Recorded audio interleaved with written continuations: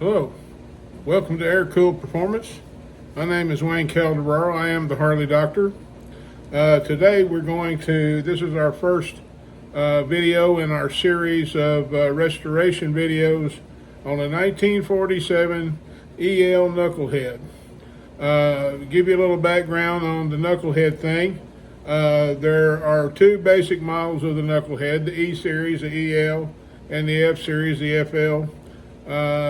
The EL being a 1000cc machine, 61 cubic inch, and the FL being a 1200cc, 74 cubic inch machine.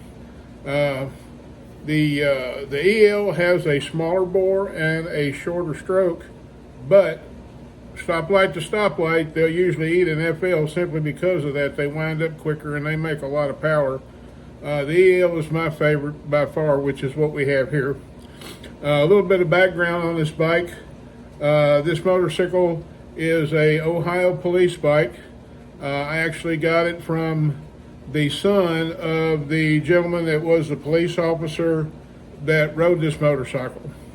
And, I myself would have never let that go, but hey, we're very blessed to have it and we appreciate it. I've had it a long time. It lived in my bedroom for quite a while, so we're getting to the point now to where we can do some of these kind of things ourselves.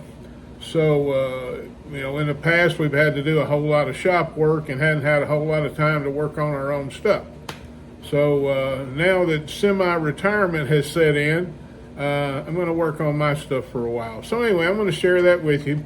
And we've got, a complete restoration to do on this thing. Let me show you a little bit where we're at so far. We've got pretty much the engine built. We were able to get a set of new old stock cylinders. And on the cylinders, I want to show you, if you'll notice, you see this fire ring right here like you would find on a shovel head? Well, the ELs have that and the FLs do not. So the FLs have a lot more head gasket problems than the EL does, simply for that reason. When I got this bike, the fellow that had it before had bored the cylinders out to fit the 74 piston, which is a lot bigger piston.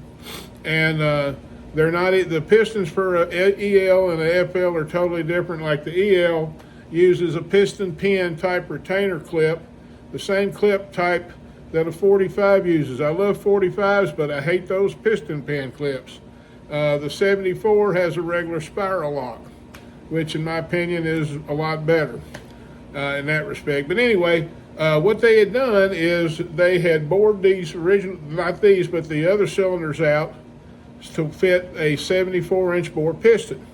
Now, the pin height in those pistons is different in an EL and an FL. So what was happening when it was at the top of its stroke, the piston, instead of being all the way up in the cylinder like it should when ignition takes place, it was down in the cylinder almost about 3/16 of an inch.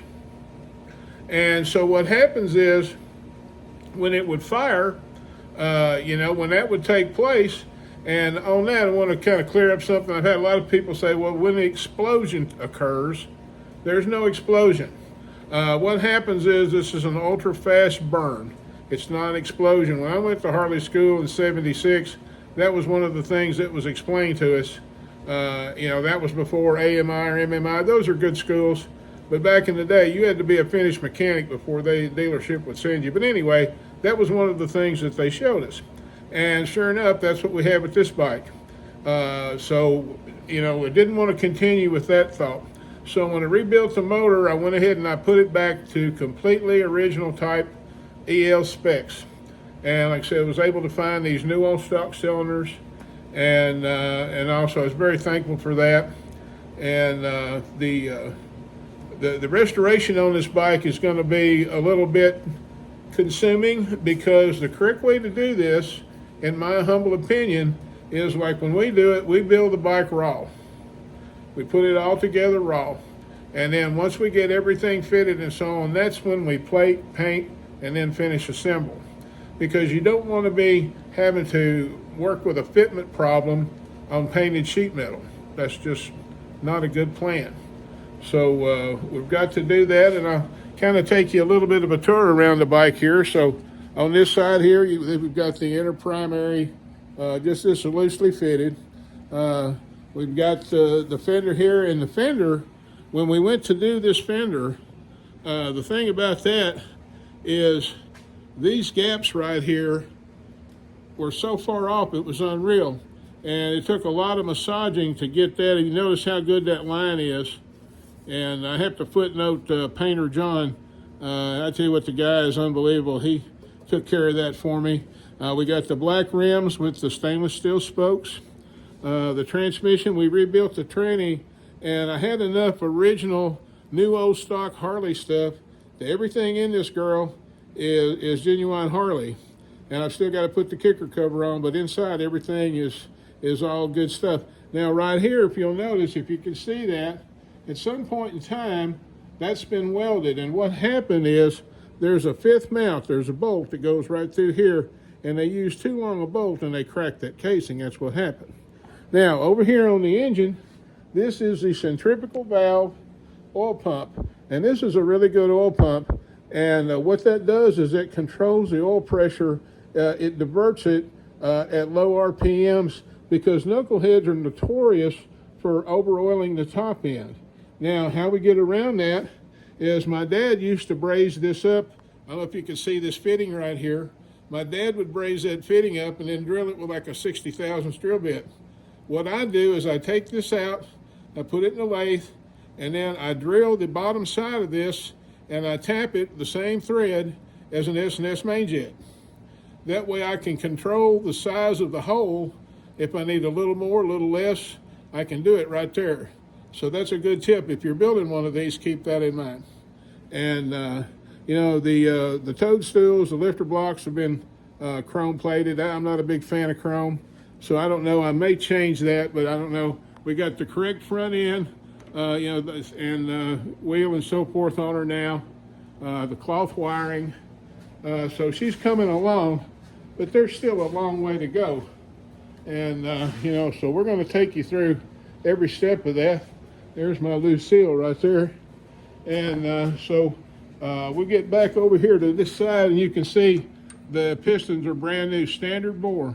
And whenever we do this bore, we make sure that there's a good strong crosshatch in there for the rings to bite into. So now that's one of the things we do with that. Now on the heads,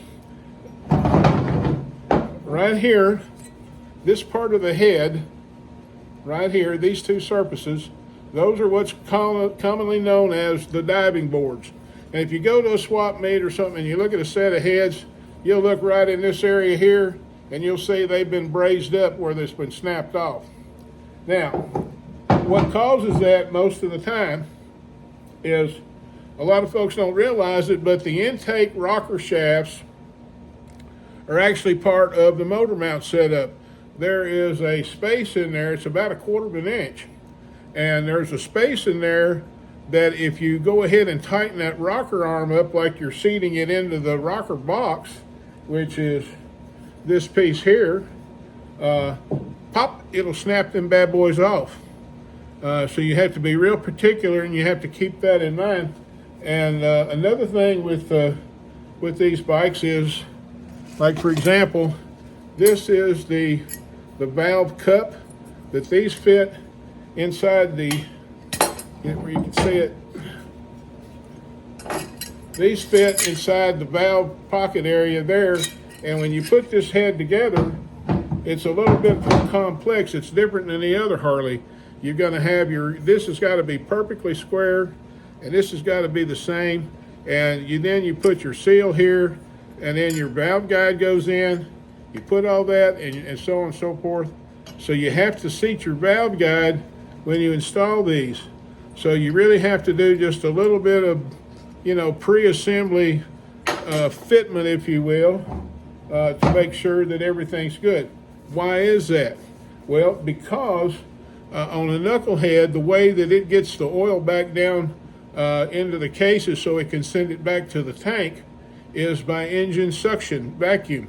So the engine has to be tight. because what happens, like this is sitting up on the head. If you can see this little oil line here, that little oil line, suction takes place and it gets it out of the cup, oil out of the cup of this valve cup right here. And then from there it travels through this line, and that line is then plumbed in to the rocker box like that. The oil goes in through there, and then this is the push rod tube opening. And so right through here, this is how it drains back into the engine. So if you don't have a very tight setup, you're just going to have a really nasty looking top end. And so we take a lot of patience with that. And I'm trying to keep these videos as short as I can to keep them interesting. So I'll go into that when we do the head, when we rebuild the head, so you can get a better look at that. But anyway, that's kind of where we're at with this thing.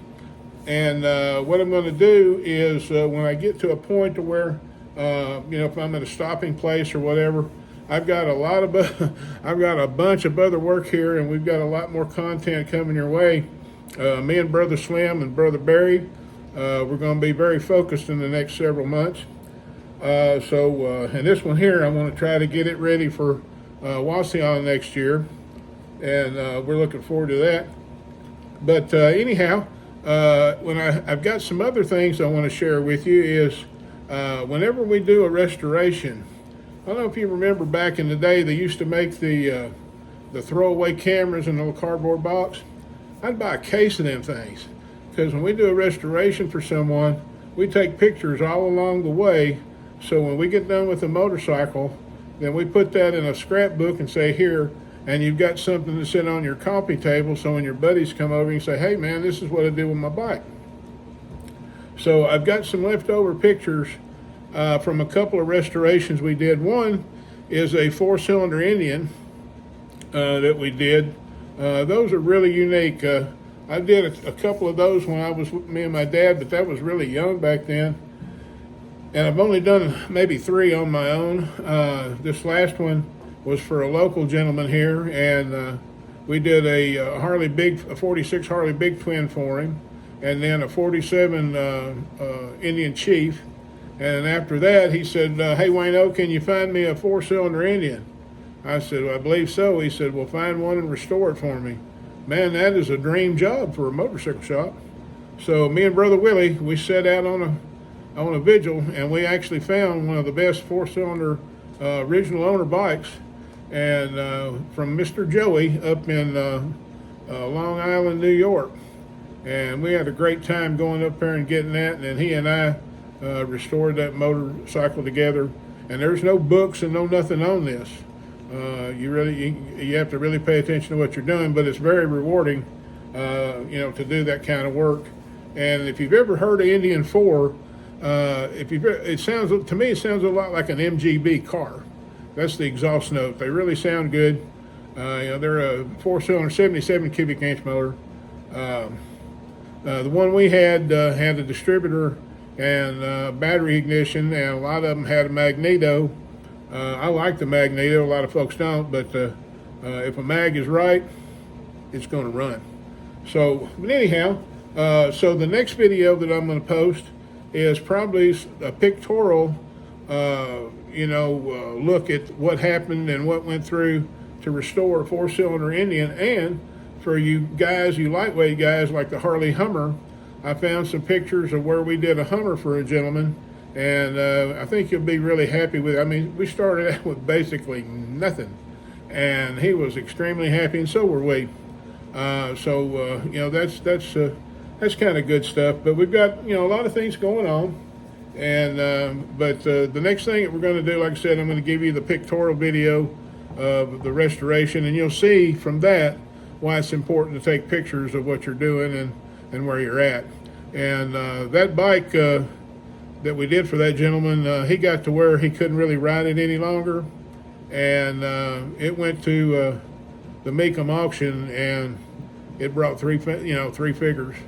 The guy that bought it actually called me and went over some stuff with me, what I did to it and that kind of thing. And so we're glad to see it went to a really nice collection, And you know, when we didn't have it judged ourselves, but they didn't do anything to it. And he said first time out it got like a 98.8 or something like that, which is good, you know, for something like that, because we did that, golly, 20 years ago, right? So anyway, so he's real happy with that. But like I said, thank you for watching, and please like and subscribe. And you know, we want to make sure that these videos are something that you want to see. And this is a 1947 EL Knucklehead police bike. This motorcycle was a police bike in Ohio. We actually, I don't know if I'm repeating myself, but I got it from the guy that his dad was the man that rode this bike when he was a police cop. And I tell you what, you ask any motor cop anywhere, if their bike isn't one of the most important things to them, they're going to tell you it is. And so we've even found some photographs of this old girl and her police livery. And when I put this thing back, I'm not going to restore it as a police bike.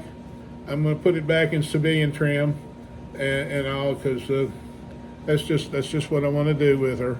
But she has had an interesting life, and we'll share that with you too. We've got pictures of her when she was a motor cop bike and everything. So we're really pleased with that. And she come together really good.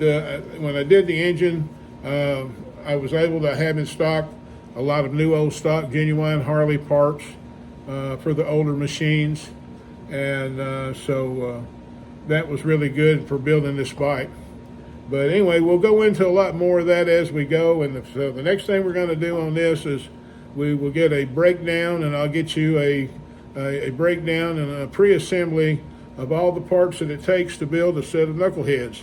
You will be surprised at how many parts goes into doing that, but that's okay. We're going to watch this together and do this together, and I hope you enjoy it. Again, like and subscribe, please, and I appreciate you guys watching. And again, I am a work in progress, and so are you. And so I implore you, please, take time to make God part of your day. You'll be so glad you did. Thanks for watching. I love you. See you next time.